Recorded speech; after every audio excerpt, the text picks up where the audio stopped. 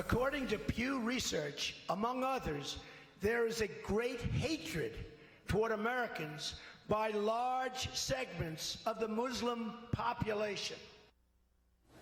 Now, that was Donald Trump defending his call to deny any Muslim entry into the United States until we can figure out a better program.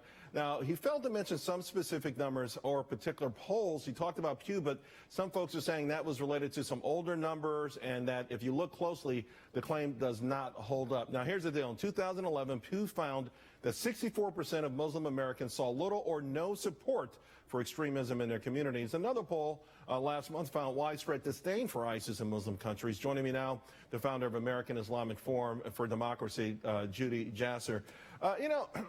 What do you say, Judy, to the notion that Muslims hate America? This is a narrative that has taken off, and more people believe this to be a fact.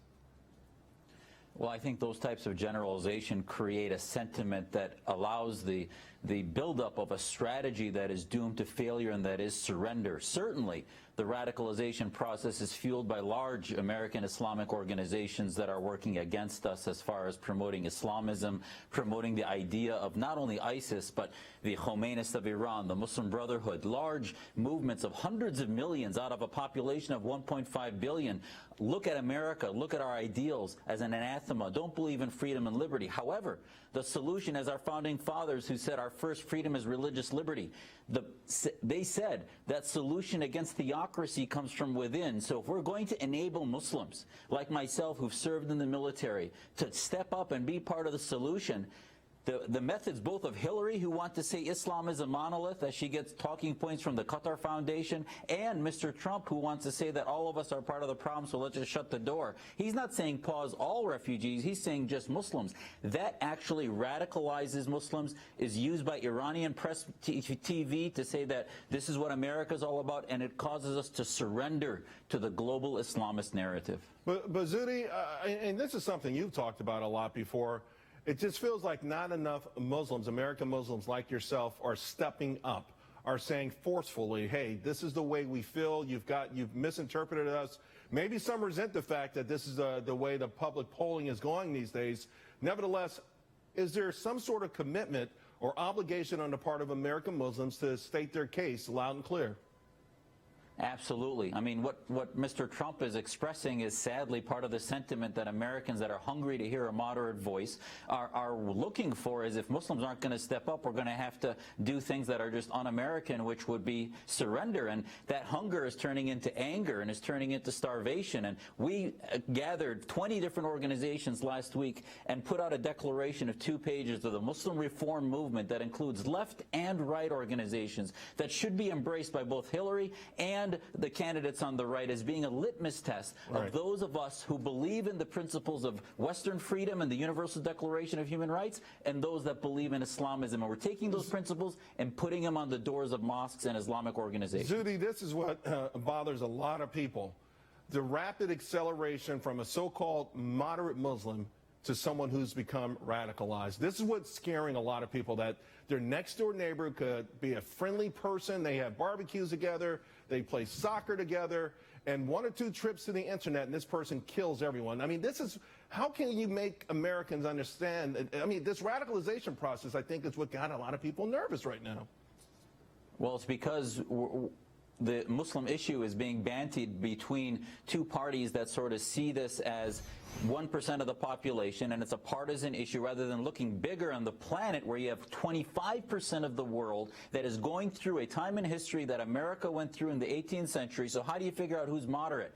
You do that by not confusing between Muslims and Islamists, and what happens is that we're talking about radicalization as if it's just when they start buying weapons or going violent. The radicalization is that long decade of separatism, of belief in anti-Americanism, of belief that America is bigoted towards Muslims, of anti-Semitism, of a lack of belief of equality of men and women, and we're not doing that. And I think a lot of that honestly is in the home and can't necessarily be seen.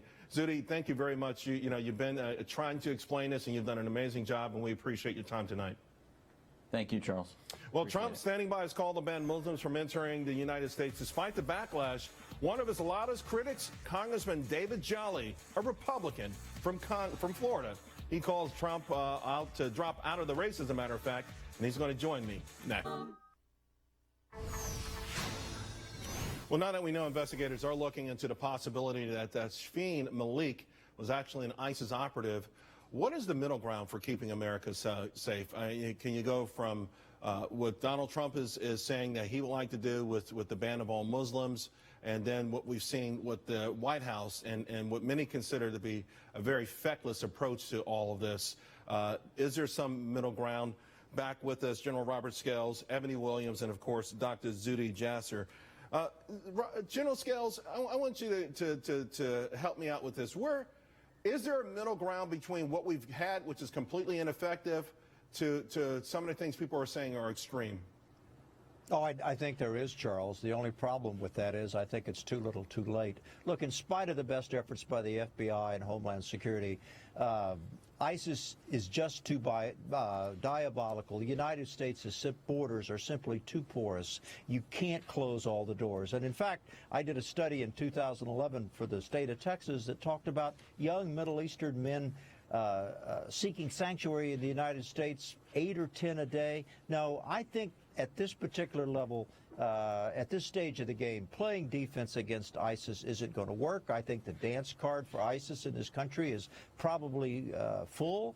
And I think the day is coming when we're going to see these events escalate over time as ISIS operatives and sort of self-radicalized folks begin to sort of feed on this ISIS frenzy. Now, I'm pessimistic unless we take the fight to the enemy. You know, speaking of the state of Texas, Dr. Jasser, apparently some Syrian refugees arrived there today. What would you say to them? Because I think they're going to be something of a litmus test. I know we've already had over 2,000 in this country, but I think these new arrivals in particular are going to be a litmus test. What should they do? Should they make a concerted effort to say, hey, you know, we're friendly, or should they just maybe stay back in the shadows, if you will, and better be not seen and not heard?